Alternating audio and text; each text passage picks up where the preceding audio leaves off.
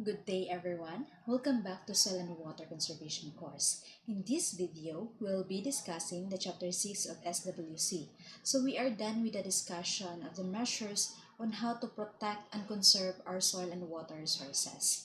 And now, we will be tackling the soil fertility maintenance and improvement. So it is very useful, especially during your EF 199A and B or your entrepreneurship subject, the implementation of EF in your laboratory area at BASA.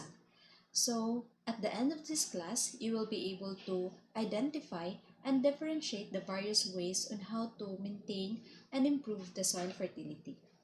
Next slide, the crop and vegetation management. So first we have the crop rotation, relay cropping, and sequential cropping. So this cropping management helps improve or maintain the soil fertility, reduce the erosion, and improve the soil structure. So by changing the crops planted on the same land, so the soil structure improves because we alternate between deep and shallow rooted crops. So if we plant the same crops on the same land, so the same nutrients will be uptaken by the crops. So as time goes by, it leads to soil infertility. Pero kung atong i-interchange ang pagtanom sa area, for example, from non-leguminous crops to leguminous crops, so ma-improve na to ang soil fertility by the help of the nitrogen-fixing bacteria nga gitawag og rhizobia nga naa sa atohang roots sa leguminous crops. So let's discuss the difference between these three cropping management. So crop rotation is a systematic planting of different crops in succession. So for example, in the first cropping, black 1 is planted with eggplant. Then black 2 is string beans and black 3 is cucumber. So pag ma-harvest na nato siya, mag-ato nang i-rotate ang ihang cropping system from eggplant nga naa sa black 1, ato siyang itanom sa black 2. Then ang string beans sa black 3, then ang cucumber sa black 1. So i-rotate na to ang iyahang cropping. So next is the relay cropping. So it is growing of 2 or more annual crops simultaneously, such as that the second crop is planted after the first crop has flowered. For example, in our illustration, we have a mais. So, nana siya sa flowering stage. Then another crops is planted under the mais. So, pag ma-harvest na nato ang mais, magsugod na pod og flowering stage ang ato ang crops, then nanapod siya bunga.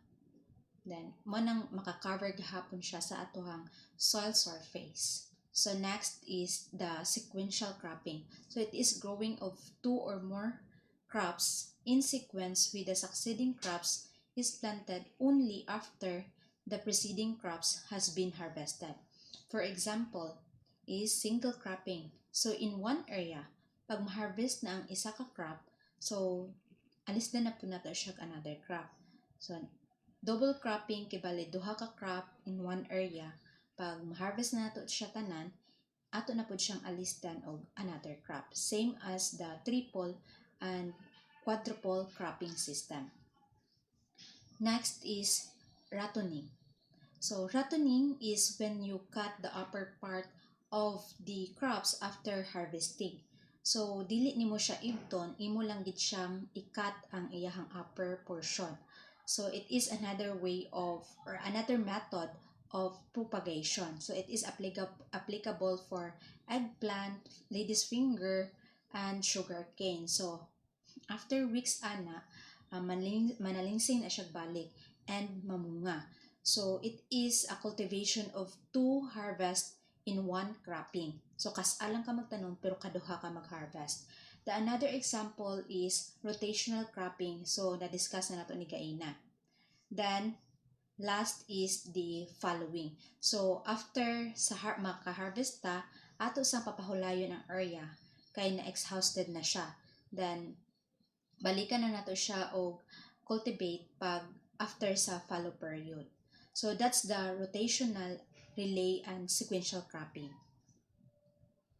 So next slide is cover cropping. So it helps in soil fertility maintenance and improvement because cover crops serves as a barrier against surface runoff and a protection from the direct raindrops. So it also maintains the soil moisture and improve the fertility of the soil because cover crops feed a lot of soil organisms. So most of the fungi and bacteria that exist in the soil are actually beneficial to crops. So most of these soil fungi and bacteria are fed on by carbohydrates that plants exudes or release through their plant roots. So in return, fungi and bacteria will trade another nutrients such as nitrogen and phosphorus to the crop roots. So the cover crops directly feed the fungi and bacteria including the earthworms and arthropods. So thus, cover crop can help the support the entire soil food web throughout the year.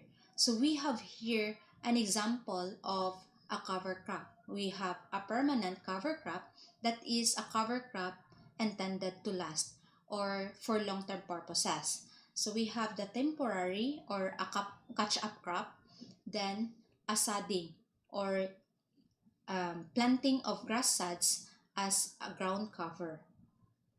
So next slide is strip cropping or alley cropping. So woody roots in alley crops helps reduce the soil erosion and runoff, increase the infiltration capacity of the soil, add organic carbon in the soil, recycle and add nutrients, and improve nutrient retention. So we have two types of alley cropping.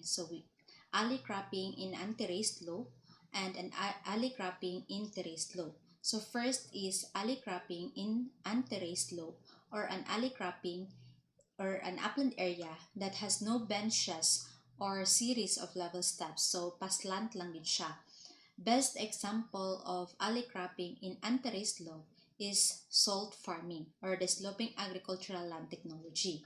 So that in our illustration, that photo was taken in MBRLC Davao. So they plant Madrid de cacao along the contour by the use of an A-frame. So Madrid de cacao as hedgerows, then nagtanom sila in between of cash crop or agricultural crops, then another na pod nga rows of hedgerows sa along the contour. So it serves as a soil erosion control. So ma-reduce nila ang erosion tungod sa kay mag-mulching man ang katong mga litter fall, prunings and mga crop residues na ma-return siya sa soil. Then labi nag atohang hedgerows is a leguminous crops. So kuan siya kanang naa siya nitrogen fixing bacteria, so ma-improve ang soil fertility. So mo na siya ang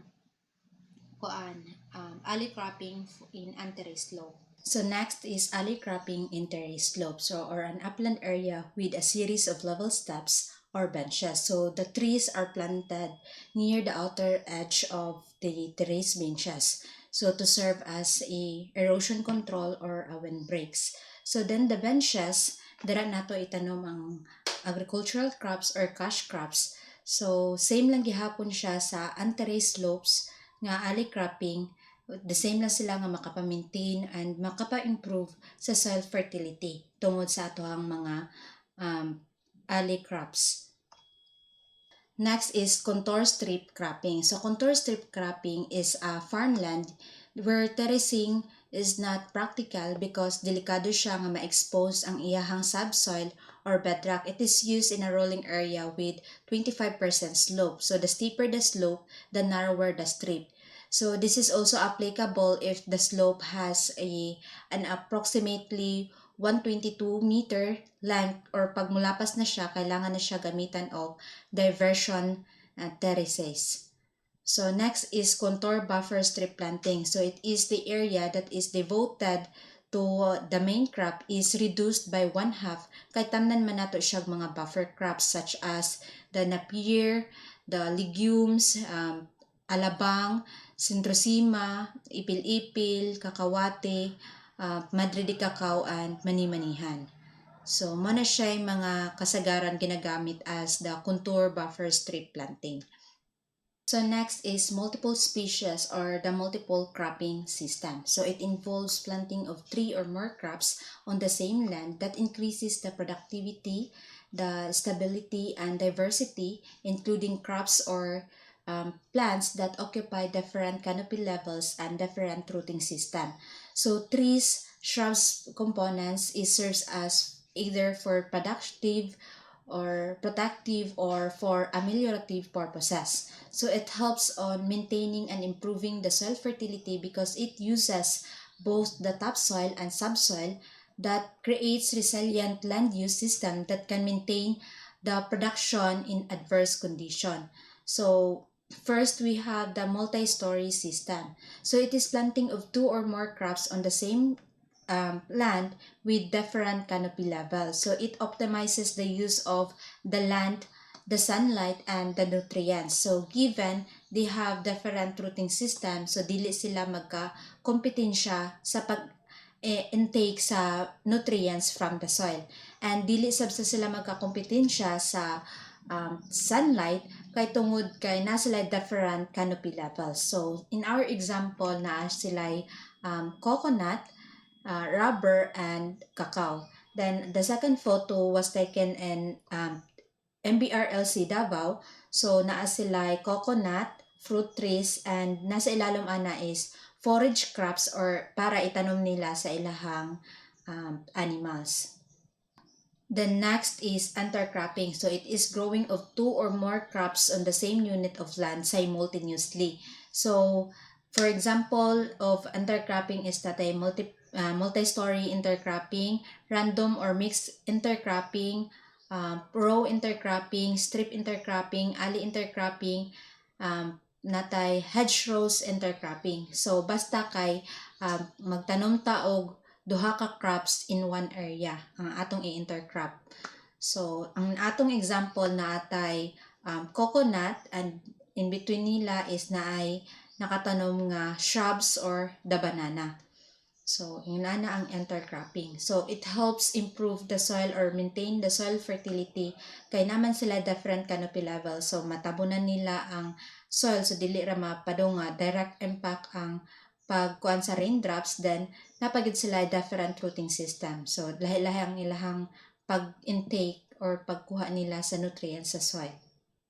So next is mulching. So it means covering the bed surface of a 0.5 to 2 centimeter layer of organic material. So this reduces the evaporation of the soil moisture and shields the soil surface from the wind, direct sunlight, and the direct impact of raindrops. So like a sponge, a mulch cover can quickly absorb rainwater, which can then process through the soil surface. So mulching helps maintain the soil moisture, which protects the root collars of young seedlings, and it serves as the bed for fungi and bacteria such as earthworm. So they can multiply and decompose in the mulch or the upper layer of the soil. So mulching supplies soil with humus and nutrients. So it also improve the aeration, water absorption, and water holding capacity of the soil. So grasses, rice straws, and husks are widely used for mulching. So a newspaper or tissue is used in mulch for fine seeds. So kay tungod kaning newspapers and tissues is gikan maghapon sa atoang trees. And in our illustration, so kani siya is nakuha ni siya sa Law Farm in Davao. So naggamit sila coconut husk nga ilahang gilinya, gipatong-patong para nindot pud siya sa matatan-awon. So it adds aesthetic value.